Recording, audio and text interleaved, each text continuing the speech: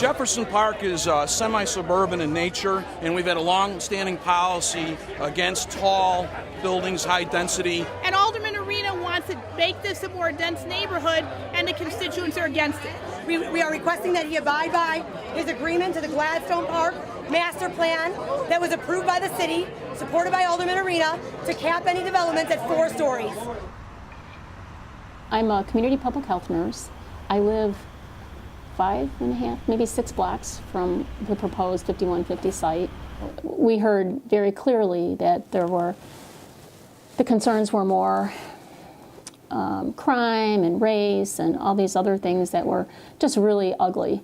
That came out of the first meeting. The optics for these groups of opposers was so bad that they decided they had to change their mantra. They changed the way that they were approaching this problem, and all of a sudden they whipped out this old development report that suggested 4 stories or less in terms of any further development.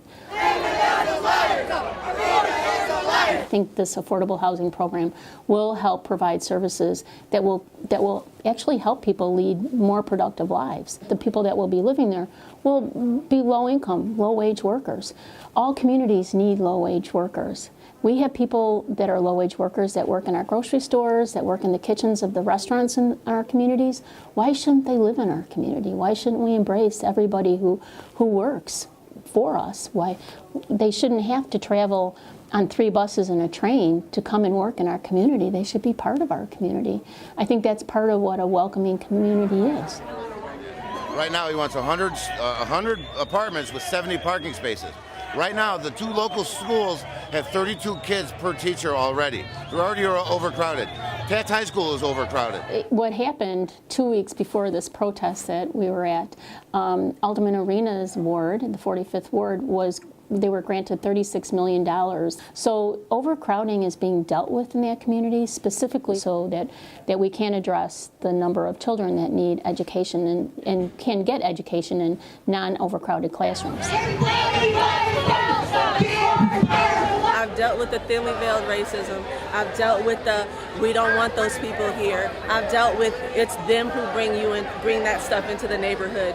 When if you look statistically, the crimes that are happening here already are here. They're by residents who aren't vetted. They just grew up here, but they don't pay attention to that. They want to hear it's going to turn into Cabrini Green. There's going to be crime. They're already stereotyping and putting down people who might be less fortunate than them. And actually, there's people in this community, they're over there, that could benefit from this housing who are now being denied.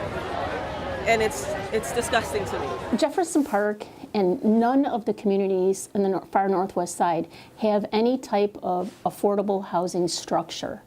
Everybody's really worried about who's going to move in. And the minute anybody mentions affordable housing, people race to this idea of Section 8. And these are low-income people that will bring crime and will harm the community. And I think there's been a lot of overreaction. There's been a lot of misinformation about what Section 8 is. And what I don't think people realize is that if you have a Section 8 voucher that's attached to the person, no landlord can turn you down. So anybody who has Section 8 voucher can move into the community at any time. Why people don't do that? I do think that they're maybe concerned about some of the emotions we've heard during this whole protest. Would you want to live in a neighborhood where people don't welcome you? Probably not, you know. And that's a concern. I think we need, as a community, need to work on this classism, this fear of living with people that are low income.